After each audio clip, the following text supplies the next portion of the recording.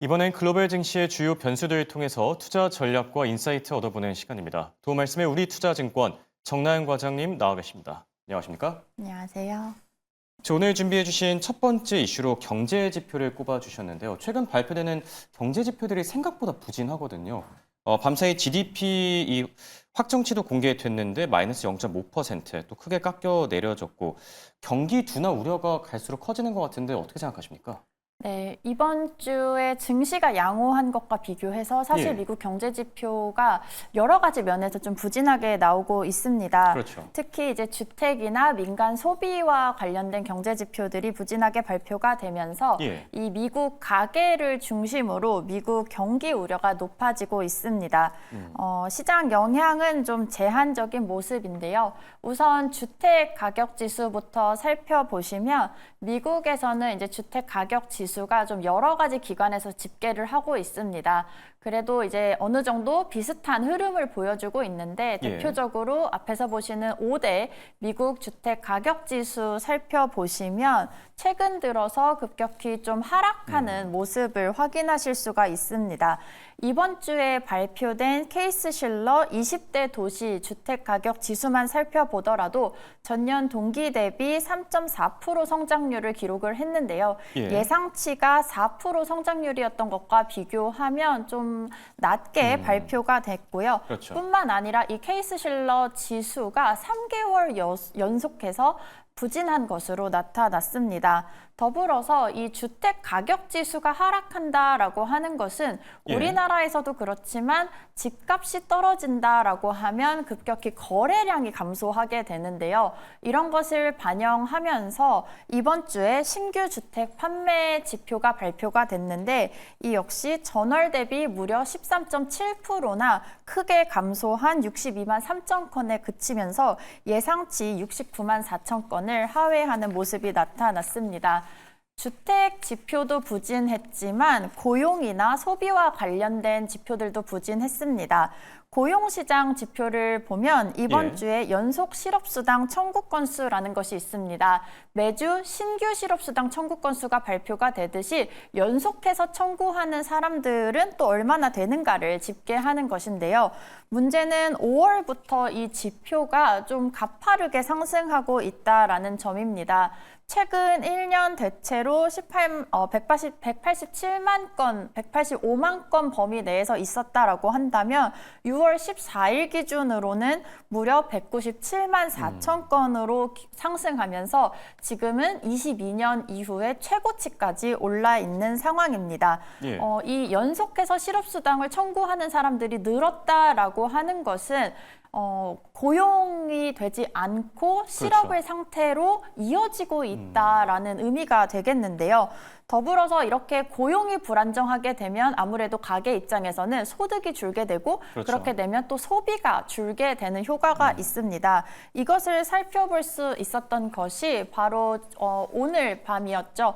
직전 밤에 발표된 1분기 미국의 GDP 확정치가 발표가 됐는데요. 여기에서 1분기 경제 성장률이 네. 전 분기 대비 성장률입니다. 직전 잠정치가 마이너스 0.2%였는데 마이너스 0.5%로 하향 조정됐습니다. 이 하향 조정을 그러면 주도한 것이 무엇인가라고 살펴봤더니 1분기 국내 구매자, 미국 내 구매자를 대상으로 한 최종 판매 확정치가 큰 폭 하향 조정됐기 때문인데요. 전 예. 분기 대비 1.9% 성장률에 그치면서 2차 잠정치 대비 한 번에 0.6%포인트나 하향 조정이 됐고요. 2차 잠정치도 사실 이미 1차 잠정치와 비교했을 때 하향 조정이 됐는데 네. 거기에서 추가적으로 하향 조정이 되면서 1분기에 미국 민간에서의 어떤 소비가 좀 부진했다라는 것을 다시 한번 확인할 수 있는 지표였습니다. 미국 내부에서만 경기가 안 좋은 것이 아니라요. 문제는 저희가 트럼프의 상호관세 발표 이후에 계속 걱정하던 것이 있습니다. 전 세계 교역 자체가 줄어들면 어떻게 하는가라는 것이 문제가 됐었는데요. 막상 4월에 부과가 되고 나서 4월 지표는 의외로 양호하게 나오면서 시장이 안도하기도 했었는데요. 그랬었죠. 최근에 발표된 5월 무역 수출, 미국의 상품 무역 수출이 전월 대비 5.2% 감소를 기록을 하면서 상품 무역 수지 적자 규모도 966억 달러로 전월 대비 11.1%로 큰 폭 확대가 됐습니다. 네.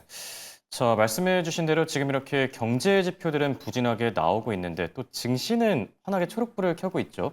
오늘 뭐 S&P 500 지수랑 나스닥 같은 경우에는 신고가를 거의 터치할 뻔도 하지 않았습니까? 네, 맞습니다.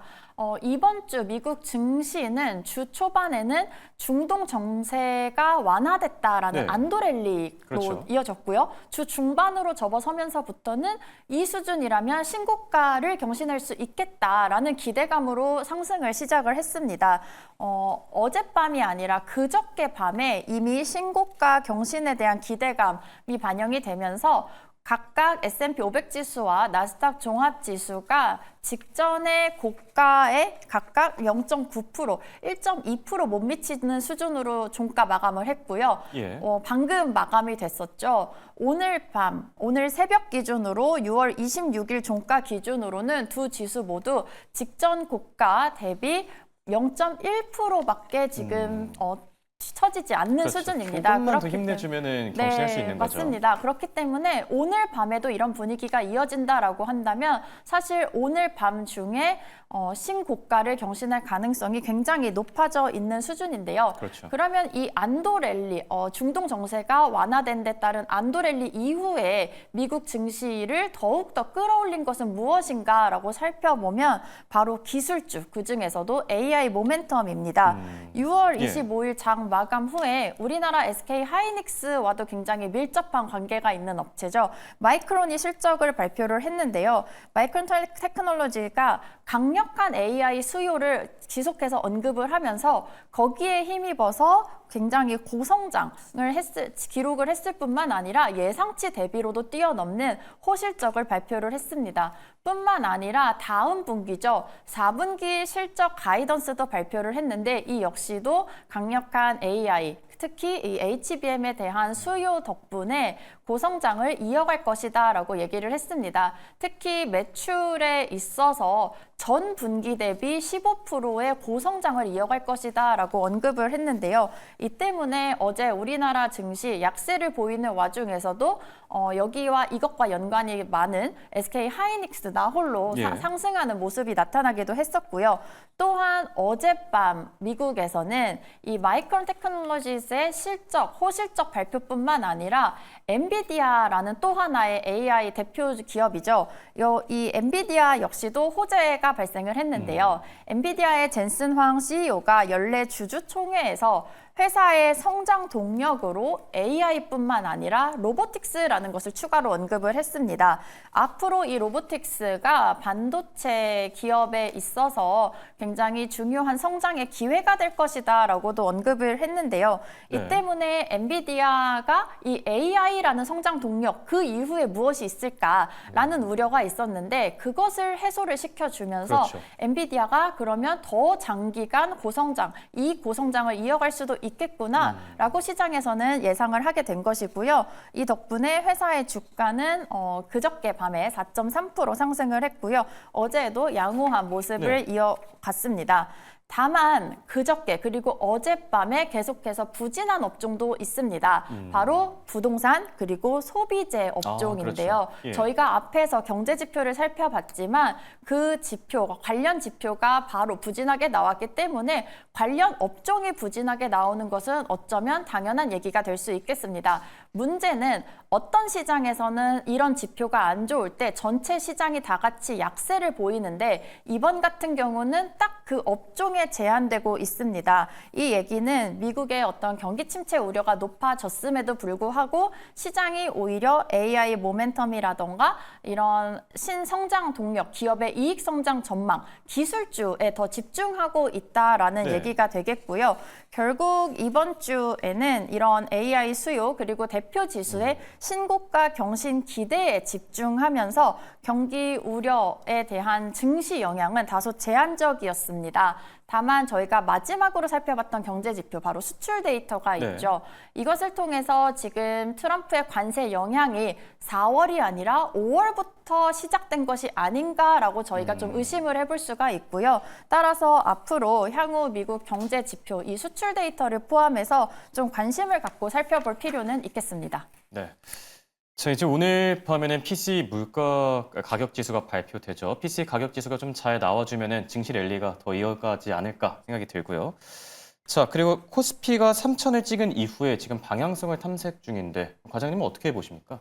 네, 이번 주 또 하나 이제 중요한 것은 바로 한국 증시가 되겠습니다. 네. 사실 전 세계적으로 봤을 때 6월 중에 수익률이 가장 좋은 나라 중에 하나가 바로 우리나라인데요. 그렇죠. 이번 주 한국 증시는 특히나 주 초반에는 3,000포인트를 돌파할 것인가가 이슈가 됐다라고 한다면 이제 주 후반이 됐고 그리고 다음 주로 넘어가면서는 이 3,000포인트를 돌파한 이 수준에서 더 올라갈 것인가 아니면 이것을 끝으로 이제는 떨어질 것인가입니다. 물론 시장에서는 어제 이미 약세를 보이기도 했고요. 고평가 아니냐. 직전에도 이 3,000포인트를 돌파하고 나서 고평가 구간이었고 그렇기 때문에 떨어졌다라는 우려의 목소리도 나오고는 있습니다. 물론 증시의 방향성을 단정하기는 어렵지만 적어도 증시가 꺾이는 요인은 고평가 때문은 아니다라고 생각을 하는데요. 예. 2025년 6월 코스피가 3,000포인트를 달성한 것을 시장은 2021년 당시와 비교를 많이 합니다.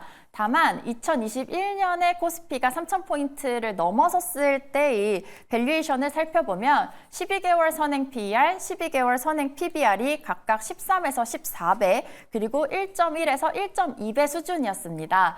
하지만 지금 상황을 좀 살펴보면요. 12개월 선행 PER 한 10배 수준에 머물러 있고요. 또 12개월 선행 PBR도 역시 0.93배 수준으로 2021년과 비교를 하면 여전히 밸류에이션 상으로는 20%에서 30% 정도 할인되어 있는 수준이기 때문에 아직 고평가를 논의하기에는 좀 이르다라고 생각을 합니다. 그렇다면 앞으로 시장에서 관심을 갖는 것은 예. 정책 기대감을 미리 반영을 하면서 증시가 올랐기 때문에 이것을 실제로 기업의 이익이 뒷받침해 주는가입니다. 그렇죠. 이것을 또 저희가 미리 볼 수 있는 것이 바로 시장의 이익 컨센서스가 될 텐데요. 다행히 코스피의 12개월 선행 이익 성장 전망치는 계속해서 상승을 이어갈 것이다라고 예상을 하고 있습니다. 뿐만 아니라 과거에도 G20 국가 중에 한국의 수익률이 하위권에 머물렀던 해가 있고 나면 그 이후에는 적어도 중간 그리고는 상위권으로 올라가는 모습이 계속해서 반복이 되어 왔습니다. 기억하시겠지만 지난해 한국 증시의 수익률은 거의 전 세계에서 최하위권에 머물렀었는데요. 네. 그렇기 때문에 상대적으로 다른 나라 증시 대비 밸류에이션 매력이 높아져 있는 구간이었고 그렇기 때문에 올해에도 우리나라 증시 수익률이 지금 6월 기준으로는 1위인데요. 1위까지는 못하더라도 적어도 중간 이상은 할 것이다라고 좀 기대를 해볼 수가 있겠습니다. 네. 자, 그렇다면 끝으로 방금 말씀해주신 이슈 가운데 국내 증시에 뭐 투자 전략을 세울 때 얻을 수 있는 힌트가 있을까요? 네, 이번 주 한국 증시, 특히 오늘 같은 경우는 네. 어젯밤에 미국에서 워낙 이 AI 테마주 주도로 강세를 이어갔고요. 그렇죠. 어제 한국장에서도 확인을 했지만 일부 숨고르기, 차익 실현 매물이 출회가 되면서도 이 미국의 AI 이익 기대감, 이익 성장 기대감이 한국 증시에도 반영되는 모습이 나타났는데요. 뭐 AI 관련주가 될 수도 있겠고요. 또한 미국뿐만 아니라 유럽 전 세계 30여 개국이 가입하고 있는 나토의 방위비 합의가 있었죠. 네. GDP 대비 5%까지 상승시키는 것으로 합의가 됐는데요. 이렇게 되면 그 압박이 아시아 국가에도 되게 적용이 되게 될 것이고 그렇게 되면 전 세계 각국에서 방위비를 증가시킬 것으로 예상을 해볼 수가 있겠습니다. 이렇게 되면 우리나라 이제 방산주 다시 차익 실현 매물 출회되면서 약세를 보이기도 했지만 결국 장기적으로 봤을 때는 이익 성장이 나타날 수 있겠다라고도 기대를 해볼 수 있겠습니다. 알겠습니다. 자, 지금까지 도움 말씀의 정나영 과장이었습니다. 감사합니다.